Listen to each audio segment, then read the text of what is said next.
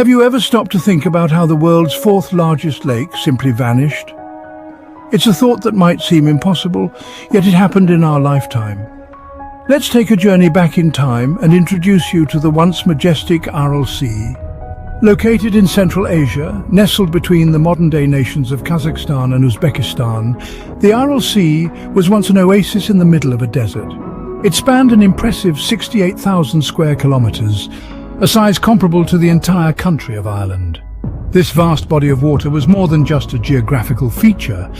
It was a life force for the region. The Aral Sea was a hub of biodiversity, teeming with a rich variety of fish species. These waters provided livelihoods for countless fishermen and their families. Its wetlands were a vital stopover for migratory birds, making it a paradise for birdwatchers and nature lovers alike. The sea was a pivotal player in the local economies. It supported a booming fishing industry that supplied not just the local markets, but also reached far across the Soviet Union.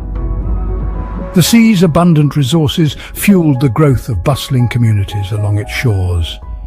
It was a giant in every sense of the word, in size, in influence, and in its role as a lifeline for the people. Yet, despite its size and importance, the Aral Sea was not invincible. In fact, it was surprisingly vulnerable. It relied heavily on the inflow from two major rivers, the Amu Darya and the Syr Darya. This dependence would prove to be its Achilles heel, setting the stage for a rapid and devastating decline. The Aral Sea was once the world's fourth largest lake, an irreplaceable asset that provided sustenance and prosperity to those who lived in its shadow. It stood as a testament to nature's bounty, a symbol of life in an otherwise arid landscape. Now imagine waking up one day to find it gone. Unbelievable, isn't it? Now let's take a step back in time and trace the events that led to this colossal disaster. The story begins in the 1960s, an era where the Soviet Union was gripped by an unyielding ambition to transform its arid Central Asian territories into thriving cotton fields. The Aral Sea, the world's fourth largest lake, was caught up in this grand design.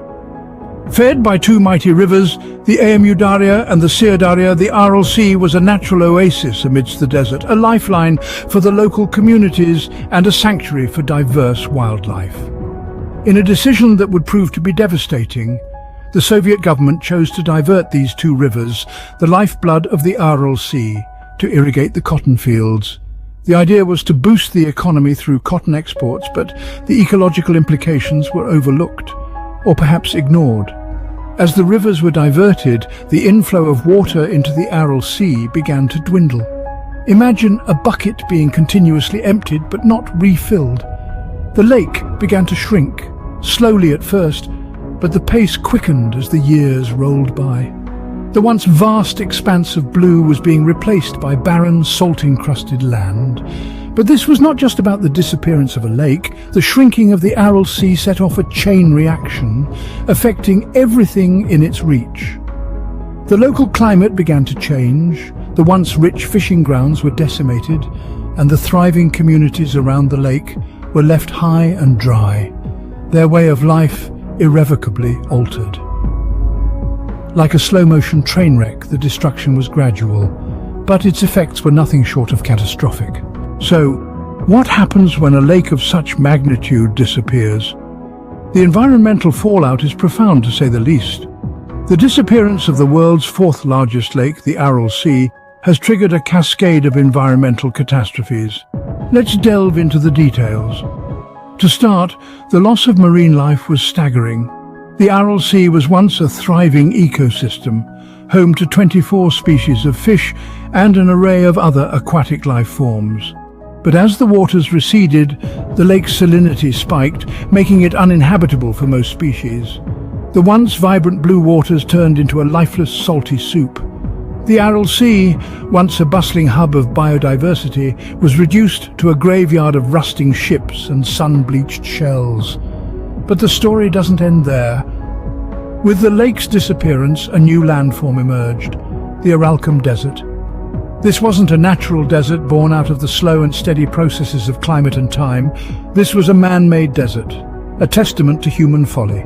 Spanning over 40,000 square kilometers, the Aralkum Desert is now one of the world's youngest and most toxic deserts. The desert's toxicity arises from the toxic dust storms that it spawns. The Aral seabed is laced with decades' worth of agricultural runoff, including pesticides and chemical fertilizers. When the wind whips across the exposed lake bed, it lifts this toxic dust into the air, creating dust storms that can travel thousands of kilometers. These storms carry a deadly cocktail of toxins, spreading them far and wide.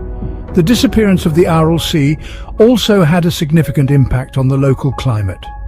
The lake once moderated the harsh continental climate, creating milder winters and cooler summers. But with the lake gone, the region is now subject to scorching summers and freezing winters. The Aral Sea's disappearance isn't just about a missing body of water. It's an environmental disaster with far-reaching consequences. Our actions have ripple effects that can transform landscapes, decimate ecosystems, and alter climates. The Aral Sea's story is a stark reminder of the power we wield and the responsibility we bear. But the environment wasn't the only victim of this catastrophe. As we delve deeper into the aftermath of the Aral Sea disaster, it becomes evident that the human cost was significant and continues to reverberate through the local communities to this day. Imagine a thriving ecosystem, a vibrant community sustained by the bountiful resources of the fourth largest lake in the world. Now picture that same community, their livelihoods torn asunder as the life-giving waters recede. Fishermen who once cast their nets into the vast expanse of the Aral Sea found themselves stranded in a desert of salty sand, their boats marooned miles away from the dwindling shoreline. The once prosperous fishing industry, which had employed thousands, evaporated almost overnight. But the loss of livelihood was only the beginning. As the waters disappeared, they left behind a toxic dust, laced with pesticides and harmful chemicals. This dust didn't just lay dormant, it was whipped up by the winds, spreading across towns and cities surrounding the Aral Sea. The inhabitants began to suffer from a myriad of health issues, from respiratory problems to certain types of cancer. An invisible enemy, this toxic dust, silently wreaked havoc on the health of those who had already lost so much.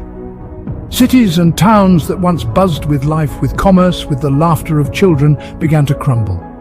The loss of the sea meant the loss of jobs, of income, of a way of life. Schools closed, businesses shuttered, homes abandoned. Entire communities were uprooted, forced to move in search of better opportunities, leaving behind ghost towns in their wake. The disaster of the Aral Sea is not just an environmental tragedy, it's a human tragedy. A narrative not just of a disappearing lake, but of disappearing lives, livelihoods and communities. These people, who relied so heavily on the sea, who treated it with respect and reverence, paid a heavy price for a decision they had no part in. The people around the Aral Sea paid a heavy price for a decision they had no part in. The story of the Aral Sea is a stark reminder of the consequences of our actions. It's a tale that paints in vivid hues the very real, very tangible impact of human activities on our environment. But it's more than just a tale of loss and devastation. It's a lesson book, a guide, if you will, on the importance of sustainable practices and global cooperation. From the ashes of this tragedy, there are lessons to be gleaned. One of the most profound is the importance of sustainable water management. Water, the lifeblood of our planet, must be used wisely. It's not just about supply and demand, it's about balance, about understanding the delicate interplay between our needs and the needs of the environment that sustains us. We must learn to value our water resources, to use them judiciously, and to preserve them for future generations. But let's not forget the Aral Sea was not a victim of a singular act. Its demise was the result of a series of decisions made over time. Decisions that were not confined within national borders, but had far-reaching international consequences. This underscores the need for international cooperation. Environmental issues are not bound by geographical lines. They are global in scope and require a global response. The Aral Sea disaster teaches us that when it comes to the environment, we are all in this together. The story of the Aral Sea also teaches us about the power of the human spirit. It's a story of resilience, of communities coming together in the face of adversity, of individuals making a difference.